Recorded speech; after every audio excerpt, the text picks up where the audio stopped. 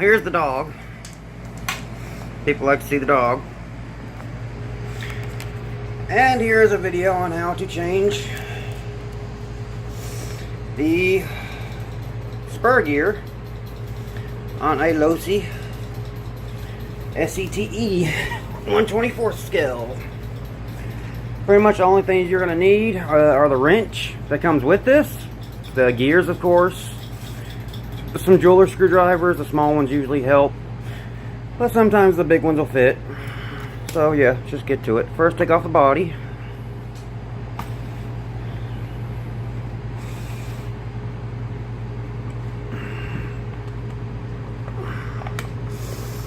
And in running these, you will lose body pins, so order more. And if you have one, these have gotten quite popular. They're very fun. Oh, there's one right here. They're quite fun. They're very fast on 3S. They can take from 4, even it says right here, 4.8 to 11 volts. So it can go from 1S pretty much all the way up to 3S. And why is my drive line bound? And we'll find out when we get into it. So first, there's a screw here, here, here, here, 2 back here, and 1 up here. So 7 screws. I'm gonna need to get a battery roll. Okay, getting back to it. So yeah, take 1, 2, 3, 4, 5, 6, 7 screws out. I highly advise, if you're going to work on these, work on the floor.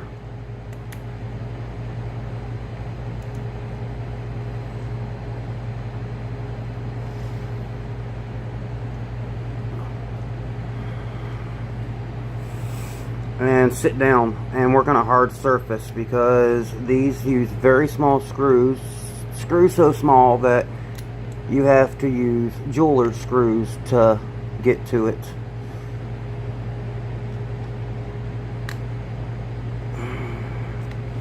This is the newer one of the two. I actually have tape on the tires to drift inside on hard surfaces.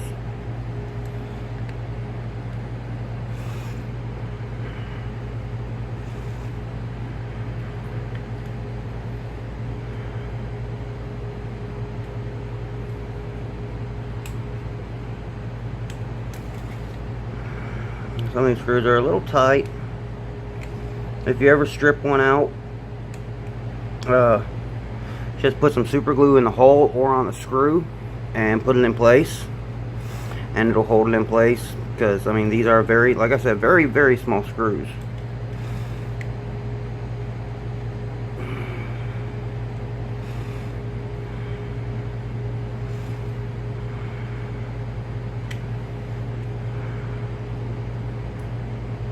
So I got all of them loose at this point. Now I just want to try to take them out without any of them actually dropping.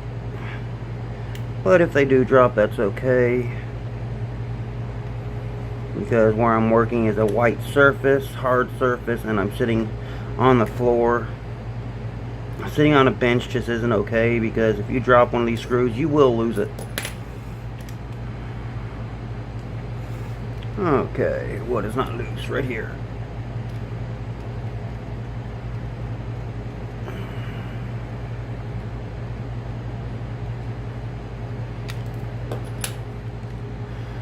And pull this up. Oh yeah, plug your servo. Unplug your servo first. Unplug this. Your servo will come with it, and the antenna will just come out of the hole. Put this off to the side. Make sure you have all your screws. Push that off to the side. Okay, now we need to get to that gear right there. And right now, this is in the way. So, we flip it over. There are 4 screws. Attack each one.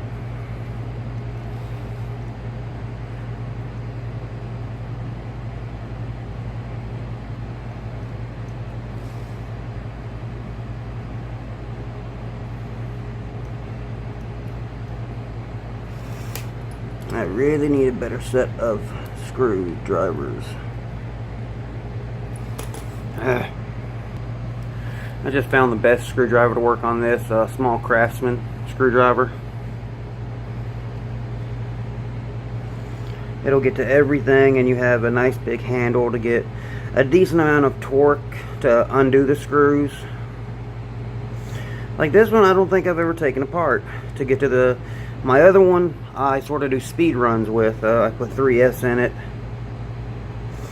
and eventually I'm going to get metal spurs for them. It comes with a metal pinion, but that's one thing you do have to be careful with, is metal pinion against a plastic spur being electric. There's a very good chance that you can strip out that spur. Thankfully, when you buy these, it comes with extras. On this one, I'm running the stock, I believe 54 tooth spur, or 58, I can't remember. And on my one that I run 3S on, that I run outside, is a 50 tooth. So now at this point, you've got all those loose, and you can see the entire back end is loose. The only thing that's still connected is the drive shaft. So at this point, put your thumb right here and pull. Not hard. Don't go nuts, just sort of wiggle it back and forth. And it comes off. Just like that. Now you'll see right here that there is a little cut in the drive shaft where it goes into the rear differential. Now at this point, you're going to want to remove this nut, and then the plate up under it, and then the gear, and then just put it back. And this is also with the rear diff assembly. This is how you would go about torquing down your center diff. And once I get everything back on, which I'll do now, you really don't have to remove anything else. I mean, you can get to it from right here. Just pull the entire assembly from right here.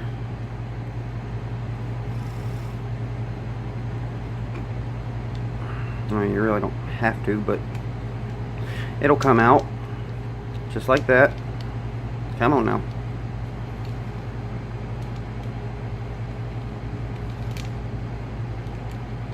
But you see that the drive shaft comes out right there.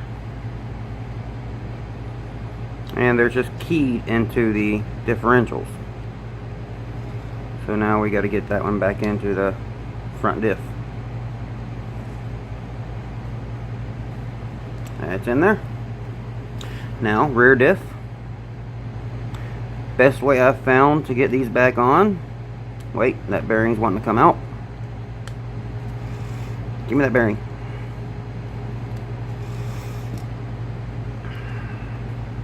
And you can maybe see down in there, you can see that sort of looks like a D. It's keyed for the center shaft. So get it sideways, put the shaft in, and then push from the back, hold the center, push the back, put the front wheels on the ground, and spin. Get the center shaft to spin. Or maybe do it by hand, and then it'll just go back into place. And now at this point, you can put your 4 screws for your rear diff assembly back in. 1,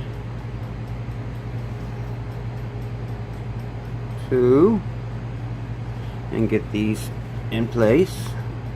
I found that jeweler screws work, but if you buy a cheap set from Walmart, I'll show you in just a sec.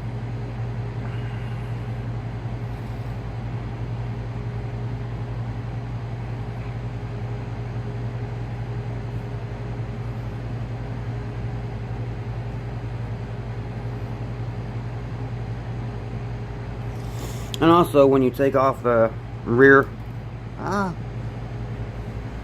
when you take off the rear differential, that's also how you get to your differential if you need to replace it, because the gears in it are plastic. But if you set your slipper right, which I'll go over in just 1 second. You'll never have to worry about that. I don't have the wrench in front of me at the moment, but I'll get it in just a second.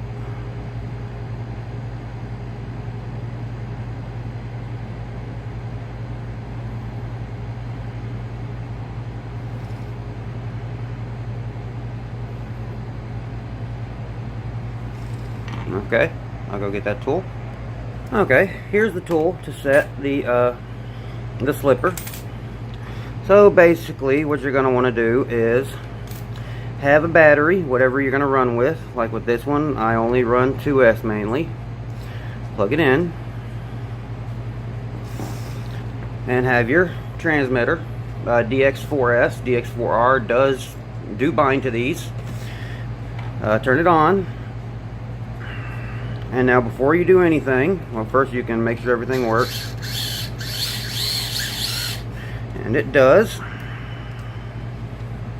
What you're going to want to do is loosen up your spur so you won't damage anything first. And sometimes you'll need something to put in this little hole right here to hold it still, or a pair of needle nose pliers, which I forgot. Okay, so basically I have a bit that's very small that will fit through that hole. And what I'm going to do, and you can see with it you'll get extra spur gears. With the brushed version you'll get an extra pinion, some pinion gears. But this one is the 55 tooth. This one's a smaller 52 tooth. But at this point, you're going to loosen up your spur or your slipper. And what you want is you want it to slip. So at this point, what I do is I put it down, I hold all 4 tires, and I make sure it slips.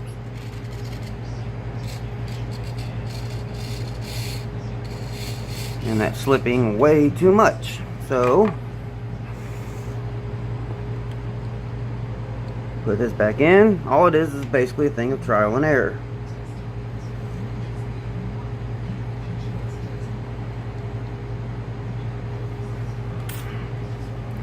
Give it gas again, see what it does. That time it wanted to go.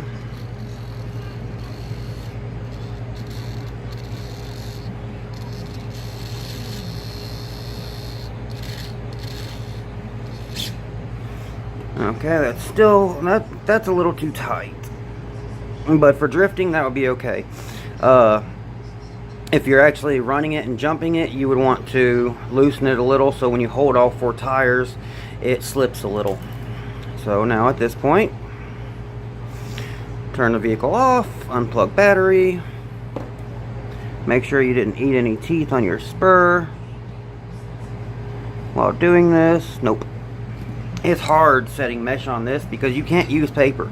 The gears are like 72 pitch. I mean, they're so tiny.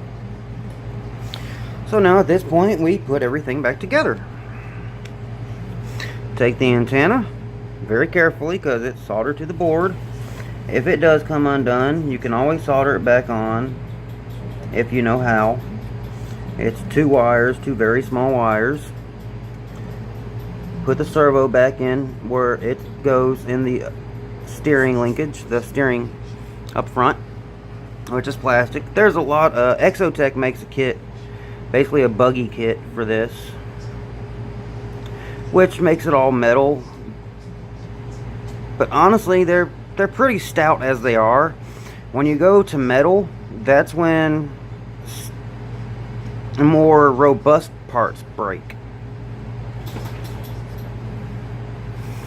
So all I'm doing is tightening down the top. The 4 screws that go around the entire perimeter. But I'm missing one back here, which isn't a big deal. It's just you want to get this part tight because this creates sort of a chassis brace for the front and the rear diff housing,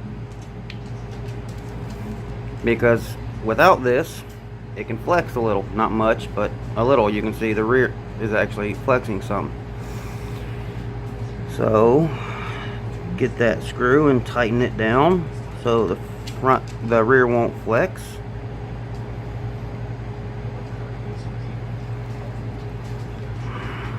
I'm left-handed, but I screw in screws with my right hand, especially very small screws.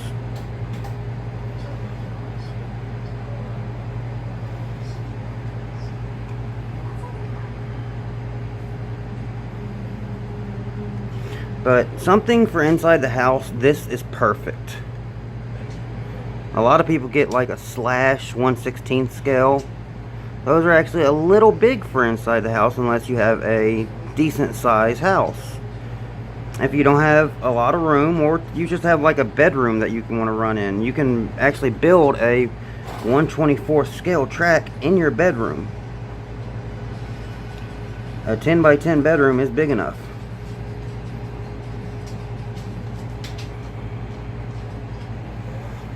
My people who've seen my other videos, I actually run them in my living room, basically in an oval. And like I said, inside max 2S, outside go nuts 3S. Very fun on 3S. They easily do about, I haven't really clocked them, but with having so many cars that go fast, like real fast, 100 plus mile an hour, these things get up to about maybe 30 mile an hour max. And then get your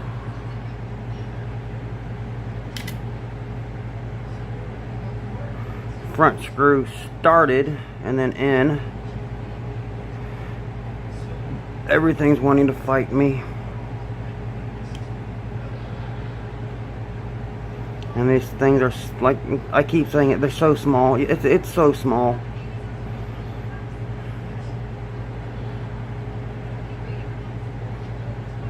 Don't over tighten them. Plug your servo back in.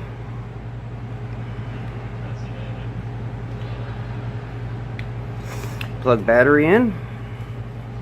See, this is what I use. I use the Predator 350 milliamp 25C 7.4 volt, and for 3S, this is for 2S. For 3S, I use the Turnigy Nanotech 220 milliamp hour 3S 45C burst max, and they will really move. But to put in this wiring, you have to completely get inside of it, desolder from the pads that are on the PCB board, solder on the new ones onto the pads, and the pads are right next to the brushless contacts. So now at this point, make sure everything works.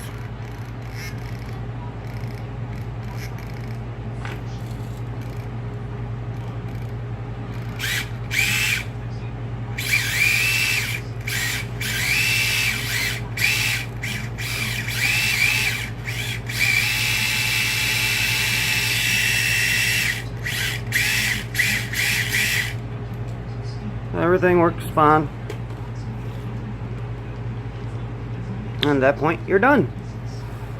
So that right there is how to not only change your spur, but also tighten your spur on your LOSI Micro. Very fun little cars. I don't like the LOSI connector. I like the JST connector. And basically any mini quad battery will work. Any about 60 or 75 millimeter class mini quad will work with these. But yeah, these batteries are very small compared to, here's the transmitter compared to the car, and there's the battery compared to the transmitter. So very small. So thanks for watching. This is electric, not nitro. Peace.